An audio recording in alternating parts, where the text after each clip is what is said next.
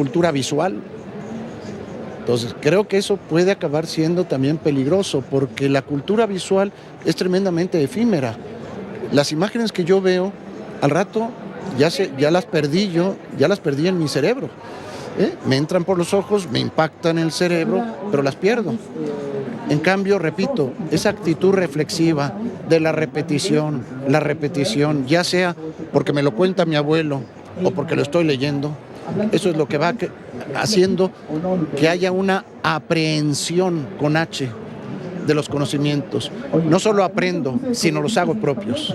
Y eso es indispensable, para eso es indispensable la lectura.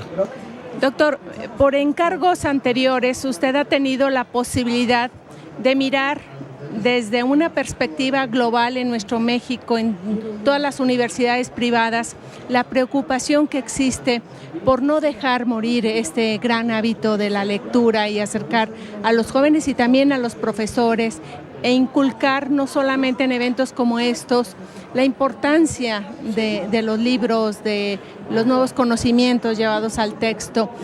¿Qué se visiona? ¿Cuál es la preocupación que hay en todo nuestro México al respecto? Hay una preocupación muy grande porque si nos va mal en los exámenes PISA a nivel internacional, en gran medida se debe a que procesos de aprehensión del conocimiento,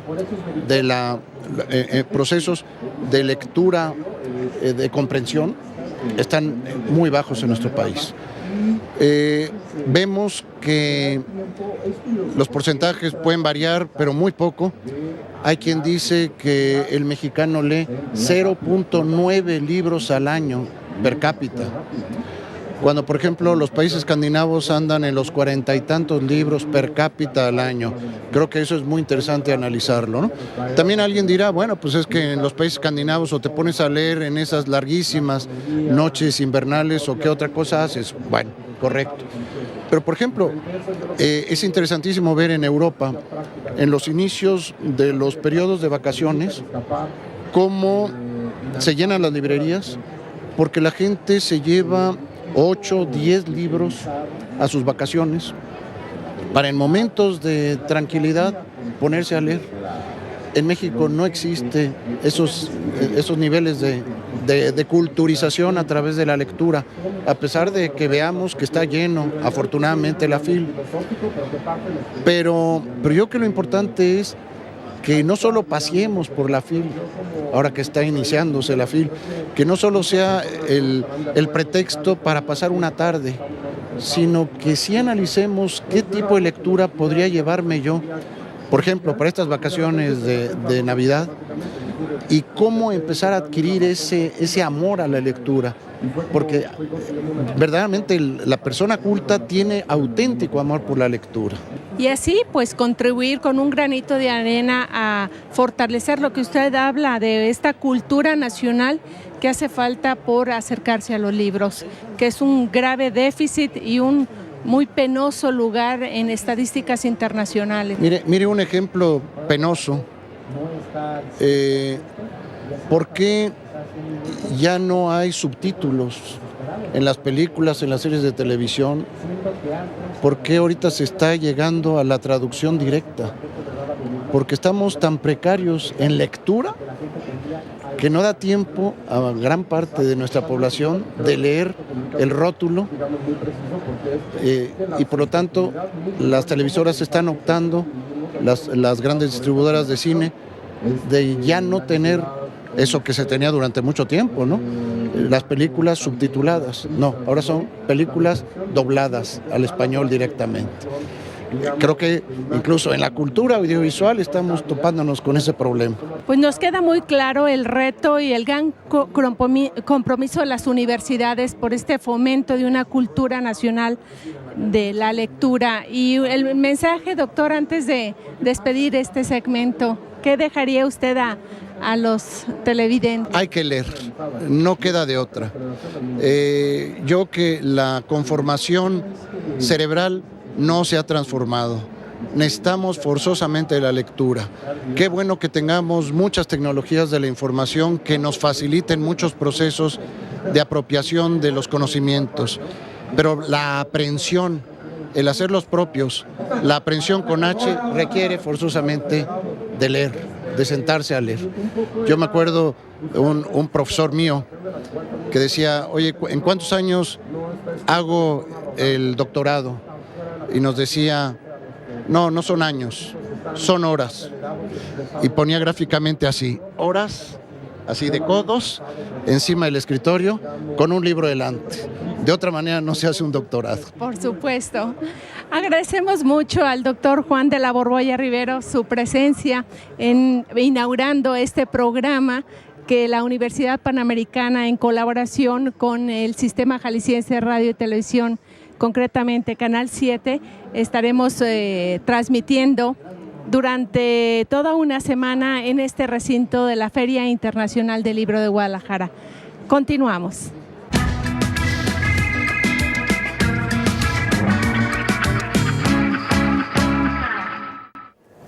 Continuamos desde este otro lado del estudio de Canal 7, ahora con el programa desde la promoción de la lectura desde la trinchera pedagógica. Y me permito presentar a dos expertas académicas de la Universidad Panamericana, la maestra Ligia García Béjar. Bienvenida, muchísimas gracias. Y también está de invitada en esta ocasión Adriana Gallo. También ella es psicóloga, pedagoga y directora del área de fortalecimiento académico, con esta intención de que nos platiques, en principio, Adriana, ¿cuál es el proceso de enseñanza-aprendizaje de este tema específicamente de la lectura? Alina, hola, pues encantada de estar aquí platicando de los temas que nos fascinan, ¿verdad? Desde la pedagogía. Pues te platico que el proceso de lectoescritura lleva implícito un proceso de enseñanza-aprendizaje. En general, un proceso de lectura podemos hablar de 3 fases o etapas evolutivas. La primera fase es la que le llamamos que habla acerca de un proceso holístico, que es una parte logográfica, es decir, en la que el niño ve de una manera holística aquellas letras aún sin sentido. Después podemos pasar a una segunda fase que le llamamos una fase fonológica o alfabética, en la que aquellos que él ve como de una manera holística, esos dibujos sin sentidos, él empieza ya a darles un sonido, por eso es una parte fonológica. Y una tercera parte que le llamamos una parte ortográfica.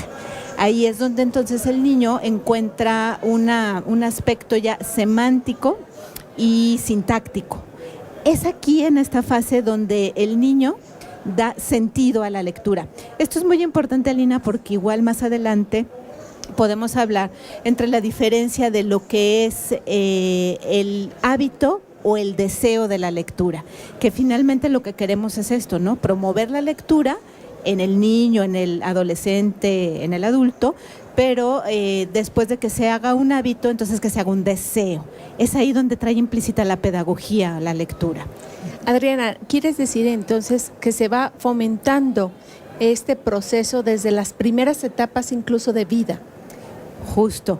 El niño desde etapas muy tempranas es cuando desarrolla este proceso lector, porque es un proceso de enseñanza-aprendizaje, y es aquí donde inculcamos nosotros ese gusto por la lectura. Por eso es que si empezamos desde niños, pues este deseo quedará más implícito. Hay investigaciones que nos dicen que aquellos que fueron buenos lectores y que desarrollan con hábitos lectores alrededor de los 12 años, tenemos adultos lectores, que eso es finalmente lo que nosotros estamos promoviendo desde la pedagogía. Es tarea, Ligia García Béjar, bienvenida y muchas gracias por acompañarnos. Es tarea de la pedagogía incidir en estos procesos de aprendizaje. Bueno, es tarea de la pedagogía desde 2 perspectivas. Por un lado, de los padres, finalmente los padres son los primeros educadores, y no solamente los padres, el entorno familiar y el entorno social, en donde de alguna manera el contacto con las letras, pues a veces incluso, como bien lo decía Adriana, no solamente sucede cuando ya hay un proceso formal, sino un proceso informal en el que hay contacto con libros, en el que hay contacto con entornos en los que de alguna manera se le contacta al niño con un entorno lector. Y además, desde la pedagogía formal, en efecto, ya desde el preescolar se inicia ese proceso del que nos hablaba Adriana y se solidifica en lo que es tercero de preescolar y primero de primaria, que ya es donde hay formalmente o donde se inicia formalmente una actividad lectora primero de palabras. Quiere decir que, por ejemplo, en esta etapa donde los bebés están descubriendo sus sentidos, la vista, el tacto, el olfato, los padres de familia tienen que incluir un entorno familiar a los libros. Sí, lo primero, por ejemplo, exactamente. Muchas de las de las acciones que nosotros aprendemos son primero por imitación, y el solo hecho de entrar en contacto con un libro, ni siquiera de letras, de imágenes, ya le va creando al niño ese vínculo emocional. El deseo por la lectura, del que hablaremos ya más al rato, de diferencia del hábito, implica una cuestión emocional. Y además hay estudios de la manera en la que aprendemos las personas en general cualquier cosa, que importa tanto la razón como las emociones. Y el acto de, por ejemplo, de familiarizar a un niño con un libro, a lo mejor de dinosaurios, que es quizá lo que le gusta, o de carritos, o de lo que sea, ya le atrae el hecho, ya va identificando en cuestión de sentidos lo que es un libro, sin ni siquiera hacer una actividad formal que le haga sentido. De forma muy inconsciente. Exactamente. Sí. Sí, justo como te comentaba, en el proceso lector hay una segunda fase en la que es la fonológica, en la que ahí se mecaniza el proceso. Únicamente se reproduce, se identifica, se crea una imagen, una representación mental y entonces hasta una tercera etapa es cuando se le da sentido a eso que yo estoy teniendo como una representación mental. Entonces es ahí donde podemos hablar de un deseo de la lectura. Perfecto. Y ¿qué diferencia puede tener entre un hábito a una conducta? El hábito es simplemente mecanizado, ¿no? Entonces yo reconozco, represento e identifico, pero ya ese gusto o ese deseo trae más implicaciones, como lo mencionaba Ligia, implica una emoción, ¿sí? Ese sentido y ese significado que yo le puedo dar a esa representación mental ya tiene un significado para mí. Trae implícita una motivación, un deseo, un querer, una voluntad. Como lo menciona Ligia, pues igual los dinosaurios, bueno, pues a este pequeñito es lo que le va a interesar. A un adolescente, hoy por hoy sabemos que están muy de moda ya las thrillers, las sagas, los vampirescos, etcétera. ¿Por qué? Porque parte de satisfacer un interés y una emoción que para un adolescente lo atrapa. Ahora, la lectura es desde pequeños, pero continúa por el resto de la vida, ¿no? Entonces, los intereses en la persona van cambiando. No es lo mismo lo que le interesa a un pequeñito de preescolar de 5 o 6 años, a un adolescente de 16, a un joven de 23, un adulto de 40 o a un anciano. Y los hábitos tienen que irse alimentando, tienen que mantenerse. ¿Cómo mantenerlos? No sé. ¿Quieres? Bueno, ya una vez que tenemos un hábito a nivel racional mecanizado, digamos, está la fase ya de la emoción. En este caso, en concreto, el hábito de la lectura también, además de la voluntad, se le relaciona ese deseo con una actividad de entretenimiento, de ocio. Entonces, finalmente, la evolución va en sentido en el que la persona, del niño al adolescente, al adulto, lo va acomodando en sus actividades de entretenimiento, de ocio. Y para esto sigue teniendo una vital importancia que la escuela y la casa sigan favoreciendo ese entorno. Bien lo decía Adriana hace rato, que ya cuando un preadolescente, ¿no?, de 12 años lo tiene, ya no se le va a ir. Pero sí es cierto que antes, ¿no?, entre los 5 y 11 años, probablemente si esas actividades de esparcimiento de repente se van supliendo con un videojuego, con la televisión, con la tableta, el niño va dejándole menos espacio. Entonces, en ese sentido, tiene que haber una cultura en donde el entretenimiento se siga relacionando con la lectura, como con otras cosas, con el deporte, con salir al parque, no solamente con dispositivos o con otras actividades en donde no se haga esto, no a nivel niño, sino a nivel familiar, porque el niño sigue aprendiendo a partir de lo que ve en su casa y en su escuela. Me ha quedado muy claro que el hábito, el proceso de enseñanza-aprendizaje para el hábito de la lectura, pues ahora sí, como dicen en el rancho, se mama, viene de casa. Y seguramente la chica que presentaré a continuación, que ya en los programas en la edición pasada nos ha apoyado mucho, una alumna de la Universidad Panamericana, pues es claro ejemplo de que tuvo desde muy, muy pequeña estos cimientos del hábito de la lectura en su casa. Por eso, pues me da mucho gusto presentar de nueva cuenta la colaboración de nuestra joven de nuestra joven alumna Clarita Cuevas. Clarita, que nos trae otra vez una recomendación.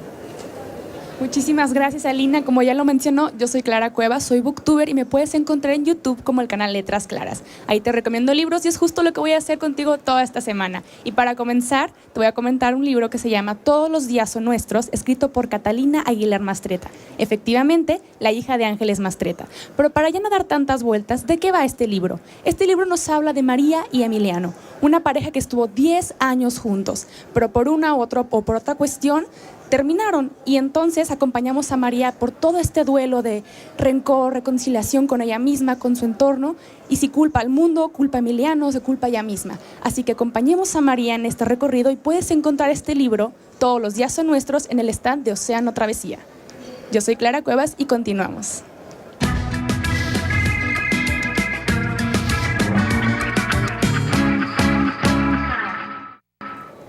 Continuamos transmitiendo este programa de la Universidad Panamericana en colaboración con Canal 7 desde la Feria Internacional del Libro. Hoy hablamos de cómo posicionar o desarrollar el hábito de la lectura desde una perspectiva pedagógica. Y tenemos a dos expertas, Ligia García Béjar y la maestra Adriana Gallo, que ya nos decían pues que es desde bebé, desde los cimientos de la casa, donde se va desarrollando este hábito de la lectura.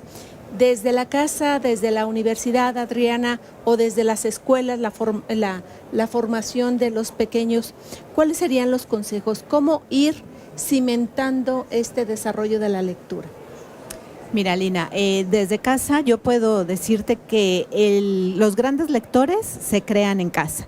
Los niños, los adolescentes, los jóvenes tienen que leer a sus padres. Debe de haber libros en la casa, no nada más tablets ni dispositivos electrónicos. No sé, bueno, tú sabes que hay un cambio generacional. Digo, cuando yo era más joven, había, por ejemplo, enciclopedias en casa, había bibliotecas. En casa de los abuelos era clásico, ¿no? Es más, podría ser hasta un buen regalo de bodas, dar una enciclopedia. Y eran, o sea, no de fácil adquisición, sino que habría que, una inversión me acuerdo, exactamente, que dar pagos y todo. Pero yo recuerdo cuando yo estaba en secundaria, pues que las investigaciones las hacía en la Salvat, ¿sí? En la enciclopedia. Pero entonces, ¿por qué yo soy ahora lectora? Porque había libros en casa, porque se respetaba un libro en la casa, porque se abría. Bueno, es más, un libro tiene hasta un olor. Bueno, te voy a comentar, Adriana, mi experiencia.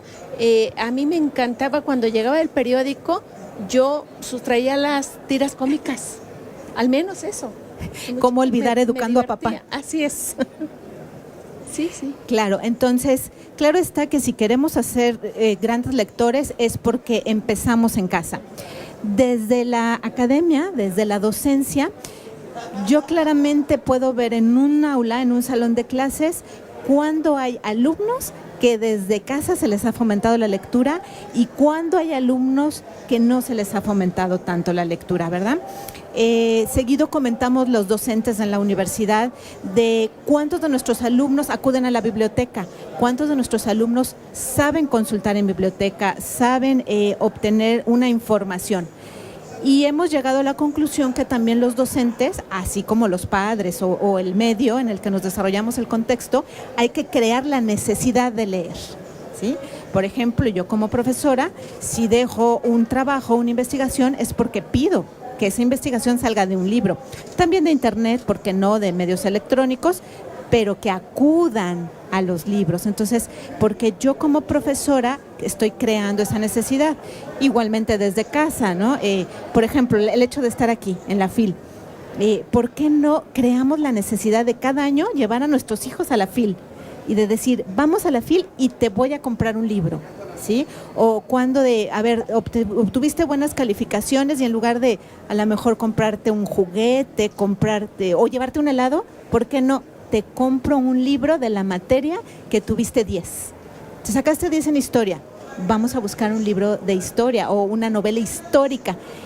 Hay muchas maneras de crear esa necesidad lectora, de influir en la motivación y en el deseo, porque además en este deseo y en esta motivación está implícita la voluntad, pero la voluntad hay que educarla. Y ¿cómo se educa la voluntad? Bueno, primero desde el ejemplo, ¿sí?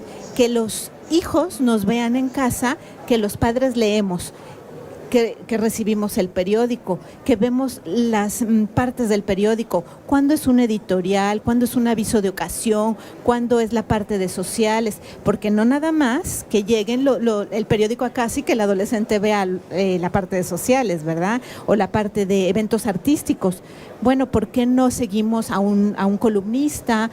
¿Por qué no leemos las editoriales? ¿Por qué no distinguimos entre un periódico de este corte, etcétera, etcétera? La forma de los periódicos, cuándo es tabloide, cuándo no, y por qué es así, cuándo es una gaceta, cuándo es una revista. Fíjate que hay un dato curioso, estaba investigando sobre la encuesta del 2015, la encuesta de lectura, que se hizo a nivel nacional, y los resultados son que lo que es más leído es un libro, pero en una segunda posición están las revistas. Eso me llamó la atención. Quiere decir que hay un mercado, sí, exactamente, hay un mercado para la revista y los jóvenes están buscando la revista. Pero aquí te voy a contar una anécdota. En una ocasión hicimos una actividad en clase de nivel licenciatura y entonces la actividad era hacer un collage. Entonces yo pedí que para la siguiente clase trajeran de sus casas revistas, cartulinas, etcétera. Entonces íbamos a hacer un collage. Me sorprendió el tipo de revistas que llevaron para hacer su collage. No te lo puedo decir al aire porque pues sería publicitario, ¿verdad? Yo sé cuál revista tiene el índice de lectura más alto. Me sorprendió. Me costó trabajo elegir las imágenes para lo que yo quería. O sea, yo quería hacer una estrategia académica para determinado tema, pero no pudimos sacar mucha información. Pero es que estas revistas, ¿de dónde vienen? Estas revistas venían de casa. Me sorprendí. Pues, Ligia, ¿qué ocurre cuando, por ignorancia, omisión, en la casa desde edades tempranas, pues se omitió este hábito de la lectura? ¿Qué consejos pudiera darse para la educación formal desde la trinchera pedagógica? Pues empezar con los niños y los jóvenes en este hábito. Fíjate, a ver, de entrada sí se dificulta un proceso, ¿no? Porque no estamos siendo consistentes. Uno de los principales problemas que tiene la educación formal en las escuelas es que cuando tú tratas de fomentar algo que en casa no se realiza, pues es doble el trabajo, pero no quiere decir que sea imposible, ¿no?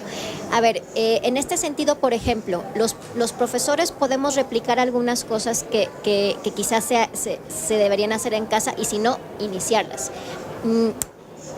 No solamente casar la lectura de libros con una tarea formal, es decir, también tener un entorno en donde al profesor se le conozca porque es lector, que el profesor, por ejemplo, comente, platique de sus autores favoritos, incluso incluya en clases alguna lectura de ocio, que no necesariamente esté relacionada con hacer un resumen, un cuadro sinóptico, que vaya a venir en el examen. ¿Qué pasa? Cuando el niño relaciona la lectura solamente con tarea, la relaciona con una actividad útil, pragmática, y hasta cierto punto obligatoria, y eso no fomenta el deseo que queremos. Entonces, hay muchos alumnos que dicen, recuerdo un trabajo del año pasado que realizamos con una alumna, que ellos, que ciertamente su primer fuente de inspiración de lectura fue en casa, alguien, pero luego también fue un maestro. Y todavía en la primaria mayor, secundaria y preparatoria estamos a muy buena oportunidad de que a partir del ejemplo que ven un maestro, a partir de que un maestro conozca a sus alumnos, que les interese a sus alumnos. Porque cuando un alumno conoce, un profesor conoce a los alumnos, puede engancharlos por ahí, porque te dice, oye, ¿a ti qué te gusta? No, pues me gustan los superhéroes. Muy bien, ¿has leído esto? ¿Has estado? Entonces, esa es una parte importante, porque también los profesores somos de alguna manera ejemplos de vida, no solamente somos transmisores de conocimiento. Tienes toda la razón, Ligia, sobre todo cuando dices buscar ese tipo de lectura, esos textos que de veras vayan a despertar el deseo, porque hay profesores, por querer ponerse en un estatus muy elevado, pues invitan a los jóvenes, incluso les obligan con textos que los hacen odiar la lectura. Libros muy difíciles, libros sumamente densos, donde el punto de interés de los chicos, de los jóvenes, está muy por encima de la realidad.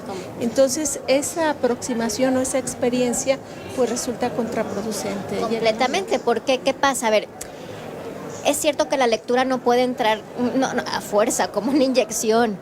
Y es cierto que a lo mejor algunos profesores quisiéramos, no, pues quisiera que estos alumnos leyeran a los clásicos y se enamoraran de los filósofos y de Aristóteles. No va a pasar por ahí. Tiene que empezar por sus intereses personales, por aquello que los haga tener, volvemos a lo mismo, una conexión emocional. En este sentido, las emociones son importantísimas. Y sí, a veces a lo mejor no será la lectura que racionalmente al profesor le parezca la más importante, no, pero si los llevas por un camino, ahí sí, un poquito más sencillo, vas a llegar a eso, y no solamente eso, ellos lo van a buscar, porque van a tener una necesidad ya no solamente emocional, sino autodidacta. Pero aquí también retomo un poco lo que nos decía Adriana, habría que revisar también ese tipo de lectura, o sea, no todo lo que les interesa a los niños y a los jóvenes está adecuado para incentivar esos hábitos, porque a lo mejor, pues sí los haces leer más, pero hay que ver qué tipo de lectura, ¿no? Porque hoy día, como toda industria, pues también genera algunos productos basura. Completamente de acuerdo contigo, Alina. Habría que, bueno, nosotros los adultos, llámese padres de familia o profesores, somos el norte. Entonces hay que darles el norte, ¿sí? Hay que sugerir, por eso hay que estar muy cercanos a ellos, ¿no? Una comunicación cercana, viendo sus intereses, sus necesidades, conociendo cuándo es, por ejemplo, ahorita en la universidad tenemos sentados en nuestras aulas a la generación millennial. Así es. Entonces, ¿cuáles son sus intereses? ¿Cuáles son sus necesidades? Conocerlos para, de ahí, justo como nos decía Ligia, igual ya no leen a los clásicos, pero ¿a quién están leyendo ahorita? ¿A quién deberían de leer? Hay clásicos dentro de mis asignaturas, por ejemplo. Entonces, por ahí también nos podríamos ir. Sin duda, una muy buena recomendación sería, pues, señores padres de familia, maestros, dense una vuelta a la Feria Internacional del Libro, donde seguramente aquí tendrán un bagaje de lecturas sumamente útiles, actuales, que puedan despertar ese hábito de la lectura en nuestros jóvenes y niños. Regresamos.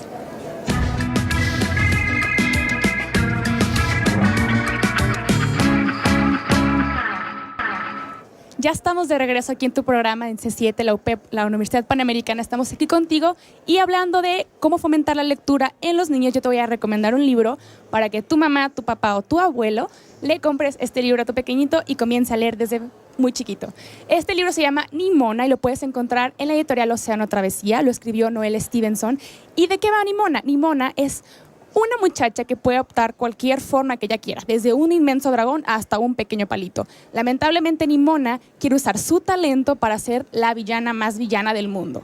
Y por eso quiere juntarse con el peor villano del mundo para poder ejercer esta profesión. Este libro es totalmente ilustrado y es un deleite visual, así que yo te recomiendo que vayas al stand de Océano y adquieras Nimona para tu pequeñito. Yo soy Clara Cuevas y continuamos contigo, Alina. Gracias, Clarita. Me encanta la frescura y la jovialidad de nuestra colaboradora y youtubers Clara Cuevas. Muchísimas gracias. Y justo hoy hablando de cómo desarrollar ese hábito de la lectura. Ya hablamos un poco, algunos consejos, hábitos de cómo desarrollar este hábito desde la perspectiva de familia. Pero en la escuela creo que también hay mucho por hacer, como ya nos ponía Ligia aquí algunas sugerencias. En la universidad, Adriana, ¿qué hacemos? ¿Cómo lo estamos haciendo?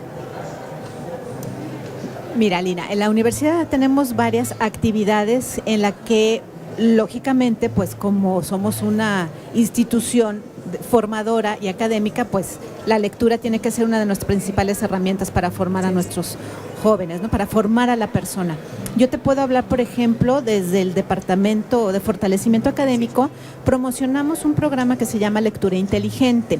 ¿De dónde viene esto? De ver en nuestros alumnos, el Departamento de Fortalecimiento Académico se encarga de todos aquellos procesos de aprendizaje y mejorar estos procesos, hacer mejores estudiantes. Entonces nos dimos cuenta que a nuestros estudiantes universitarios les teníamos que desarrollar el hábito de la lectura. Entonces adquirimos un programa, un software que se llama Lectura Inteligente, en el que desarrollamos dos aspectos. Uno, la comprensión lectora y la velocidad lectora. Entonces es un software, es un programa interactivo en el que a partir de ejercicios los alumnos desarrollan estas dos facultades tan interesantes y necesarias hoy por hoy de la lectura. Es decir, nuestros alumnos, sobre todo las carreras humanísticas como Derecho, Pedagogía, Psicopedagogía, Comunicación, tienen mucho que leer y poco tiempo. Nuestros jóvenes están saturados de actividades, tienen muchas cosas que hacer, pero sin embargo tienen que desarrollar la lectura. Entonces, este software lo que les permite es desarrollar la velocidad a través de estrategias. Pero a mí no me interesa que únicamente lean rápido, sino que también comprendan. Entonces, a través del uso de estrategias, el joven desarrolla también la comprensión lectora. Es un programa que tiene 3 niveles, que el primer nivel tiene una duración aproximadamente de 10-12 horas de trabajo y el alumno, después de cursar este trabajo, desarrolla esto, velocidad y comprensión lectora, y esto le permite ser un estudiante más estratégico. Y esto, claro está, se ha hecho estudios que eleva el nivel académico del estudiante. Esto desde mi departamento, pero yo sé que la universidad a través del CRAE promueve una serie de actividades de fomento a la lectura, como por ejemplo el círculo de lectura, lectura pública, y nos permiten también a los docentes, nos apoyan con investigaciones que después se pueden publicar.